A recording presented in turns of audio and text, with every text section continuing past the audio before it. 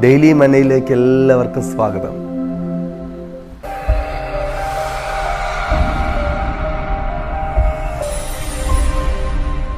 ഒരു നിലവിളി ഉയരുകയാണ്. ആ നിലവിളി ഇപ്രകാരമായിരുന്നു, അയ്യോ എനിക്ക് തണുക്കുന്നേ എന്ന്. അതെ, ഈ നിലവിളി തിളച്ച എണ്ണയിൽ വീണ യോഹന്നാൻ അപ്പോസ്തലൻ്റേതാണ്.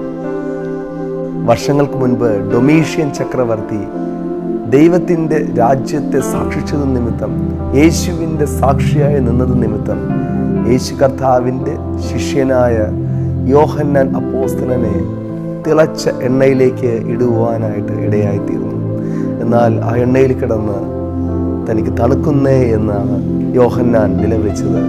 തുടർന്ന് യോഹന്നാനെ ഈ ലോകത്തിൽ നിന്ന് തന്നെ മാറ്റുവാനായിട്ട് മറ്റു മാർഗങ്ങളില്ല എന്ന് കണ്ട ചക്രവർത്തി യോഹന്നാനെ പത്മോസ് എന്ന് പറയുന്ന ദ്വീപിലേക്ക് നാടുകടത്തി. ആ പത്മോസ് എന്ന ദ്വീപ് ധാരാളം പേർ നാടുകടത്തപ്പെട്ട ഒറ്റപ്പെടലിൻ്റെ ഒരു സ്ഥലമായിരുന്നു.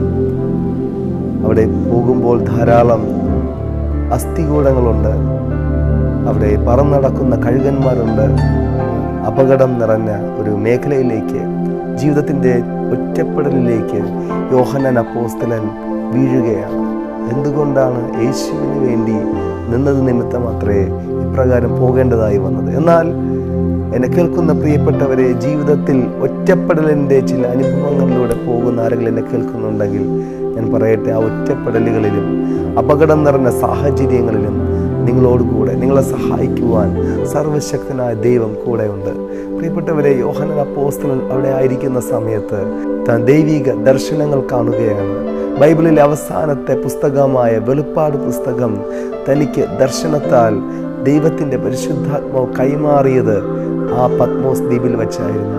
താൻ ആത്മവിവശതയിലായി സ്വർഗീയ അനുഭവങ്ങളും ദൈവരാജ്യവും ദൈവിക സന്തോഷവും ഇതുവരെ അനുഭവിച്ചിട്ടില്ലാത്ത ക്രമത്തിൽ അനുഭവിക്കുവാനായിട്ട് ഇടയായിത്തീർന്നു.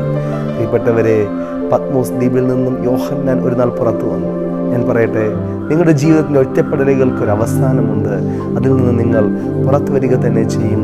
എന്നാൽ ഈ ഒറ്റപ്പെടലുകൾ ദൈവിക ദർശനങ്ങൾ അനുഭവിക്കുന്ന, ദൈവ സാന്നിധ്യം അനുഭവിക്കുന്ന, ദൈവത്തോട് കൂടെ ആയിരിക്കുവാൻ കഴിയുന്ന, ദൈവിക സന്തോഷം അനുഭവിക്കുന്ന നാളുകളായിട്ട് ദൈവം മാറ്റും.